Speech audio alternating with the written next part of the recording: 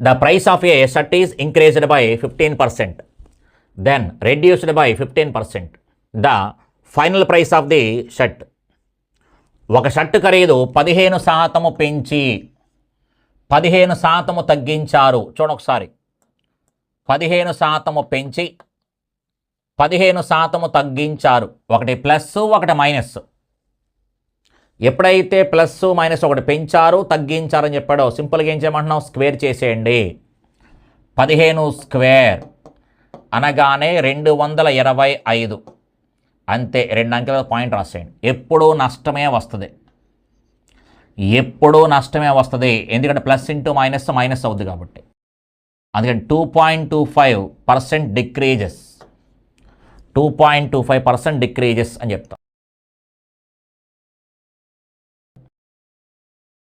The price of a TV set is decreased by 25%, as a result of which the sale increased by 20%. What will be the effect on total revenue of the shop? ఒక TV set ఖరీదును 25% తగ్గించి అమ్మితే అమ్మకంలో 20% వృద్ధి వచ్చింది. Shop మొత్తం ఆదాయము ఏ విధంగా ప్రభావితం అవుతుంది? ఆదాయం ఎలా వస్తుంది? మనం అమ్మిన టీవీ సెట్లను బట్టి, అంతే కదా. ఆదాయం ఎలా వస్తుంది అంటే కనుక మనం క్లియర్గా ఏం చెప్పొచ్చు అంటే కనుక, ఖరీదు ఎంత, టీవీ సెట్ యొక్క ఖరీదు ఎంత, ఎన్ని అమ్ముతున్నామో దానిని బట్టి ఆదాయం అని చెప్పొచ్చు, అంతే కదా. ఒక టీవీ సెట్ ఖరీదు ఎంత, అలాంటి టీవీ సెట్లు ఎన్ని అమ్ముతున్నామో అన్ని టీవీ సెట్లు ఇంటూ ఖరీదేస్తే ఆదాయం వస్తుంది. అందుకని వరుసగా ఉన్నదానికి సంబంధించిందే. దీంట్లో మార్పు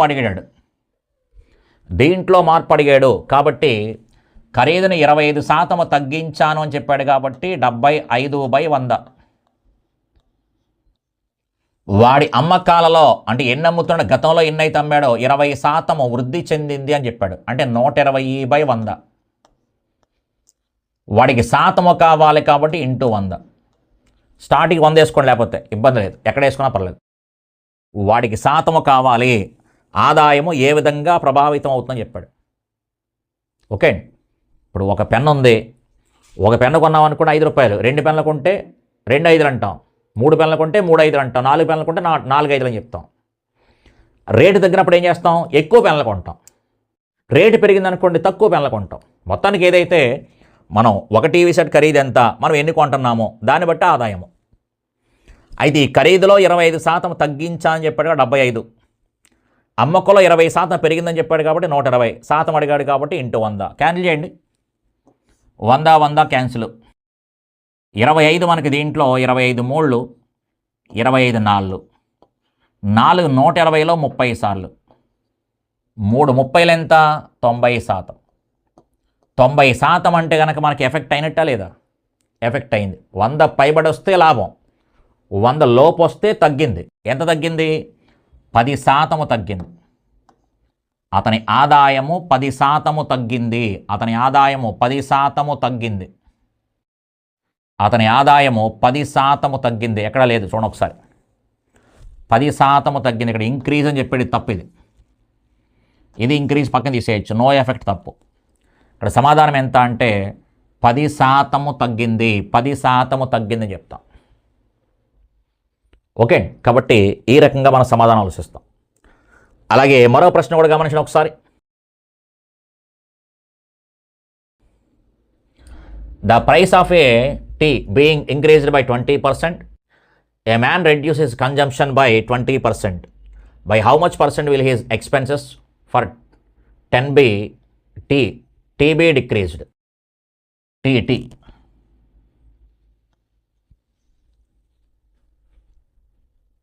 టీ ఖరీదు 20% పెరగడం వల్ల అతను వాడకాన్ని 20% తగ్గించుకున్నాడు. చెప్పాను ఆల్రెడీ. ఇప్పుడు నేనే టీ తాగుతున్నాను. టీ తాగుతున్నప్పుడు క్లియర్గా మనం టీ ఖరీదు ఎంత, అలాంటి టీ పొట్లాలు నేను ఎన్ని కొంటున్నాను అనే దాన్ని బట్టి నేను షాపు వాడికి కొన్ని డబ్బులు ఇస్తాను, లేదా ఆదాయం అంటాం, వాడికి ఆదాయం. నేను ఎన్ని టీ పొట్లాలు కొంటున్నానో, నేను ఒక టీ పొట్లం ఖరీదు, ఒక టీ పొట్లం కొన్నాను అనుకోండి, దాని ఖరీదు 10 రూపాయలు అనుకుందాం, చిన్నది. చిన్నదో 10 రూపాయలు అనుకుంటే ఒకటే కొంటే 1 ఇంటూ 10, 2 టీ పొట్లాలు కొంటే 2 ఇంటూ 10, 3 టీ పొట్లాలు కొంటే 3 ఇంటూ 10 అని చెప్తాం. అందుకని ఆ టీ పొట్లం ఖరీదు అలాంటివి నేను ఎన్ని కొంటున్నానో ఈ 2 గుణిస్తే వచ్చేది ఆదాయం లేదా ఖర్చు. ఆ 2 గుణిస్తే వచ్చేది ఖర్చు. నాకైతే కనుక ఖర్చు, షాపు వాడికైతే ఆదాయం. నాకైతే ఖర్చు, షాపు వాడికైతే ఆదాయం. కాబట్టి ఒక టీ అలాంటివి ఎన్ని తాగుతున్నాను దాన్ని బట్టి ఖర్చు అవుతుంది. అయితే ఇక్కడ జరిగింది ఏంటంటే కనుక ఆ టీ ఖరీదుకి సంబంధించిన దాంట్లో 20% పెరిగిందన్నాడు. అంటే 120/100 టీ ఖరీదులో. అలాగే నా వాడకాన్ని ఎప్పుడైతే పెరిగిందో ఏం చేశానో తగ్గించుకుంటున్నాను.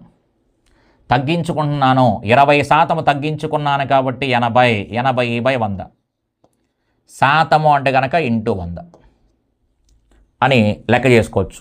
కానీ జాగ్రత్త గమనించి ఒకసారి, ఇక్కడ 20% పెరిగిందన్నాడు, ఇక్కడ 20% తగ్గిందన్నాడు. 20% పెరిగింది, 20% తగ్గింది అనగానే క్లియర్గా 2 స్క్వేర్, 0 తీసేయండి, 0 తీసేయండి, స్క్వేర్ చేసామని చెప్పాను. 0 తీసేయండి, స్క్వేర్ చేసాను. 2 స్క్వేర్ 4%. ఎప్పుడూ తగ్గుతుంది, 4% తగ్గుతుంది అని చెప్పొచ్చు. ఎంత మేరకు తగ్గించుకున్నాడు వాడే చెప్పేశాడు. అందుకనే నెంబర్లు ఇచ్చాడు. లేదా ఆప్షన్లో 4% పెరుగుతుంది, 4% తగ్గుతుంది అంటాడు. 2 సేమ్ పర్సెంటేజ్లు ఇచ్చి ఒకటి పెరిగింది ఒకటి తగ్గింది అన్నాడంటే నువ్వు హ్యాపీగా 0 తీసేయడం, స్క్వేర్ చేశాడు. లేదు ఈ రకంగా చేస్తామంటే ఈ రకంగా చేసుకోవచ్చు. 100 క్యాన్సిల్, ఈ 2 zeros ఈ 2 zeros క్యాన్సిల్. 12 ఎంత? 96. 96 అనగానే మీనింగ్ ఏంటి? 100 కంటే తగ్గింది. ఎంత తగ్గింది? 4% తగ్గింది. కాబట్టి సమాధానం ఎంత అంటే 4% తగ్గింది. సమాధానం ఎంత అంటే 4% తగ్గింది. The price of an article was increased by R%. Later, the new price was decreased by R%. If the latest price was 1 rupee, then the original price was. ఒక వస్తువు ఖరీదును 6% పెంచి 6% తగ్గిస్తే చివరి ఖరీదు 1 రూపీ అయితే అసలు ఖరీదు ఎంత? అసలు ఖరీదు తెలియదు కాబట్టి అసలు ఖరీదు ఇంటూ 6% పెంచి అని చెప్పాడు. 6%, ఇక్కడ 10% అన్నాం అనుకోండి, 110 కదా రాస్తాం.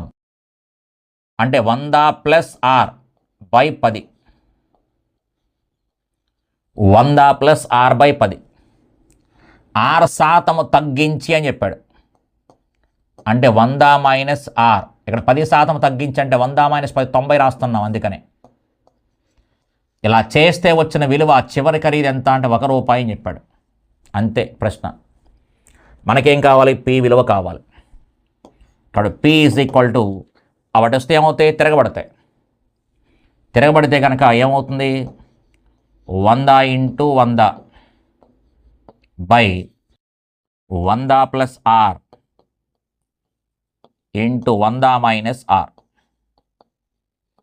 100 × 100 అంటే 10,000 అవుతుంది.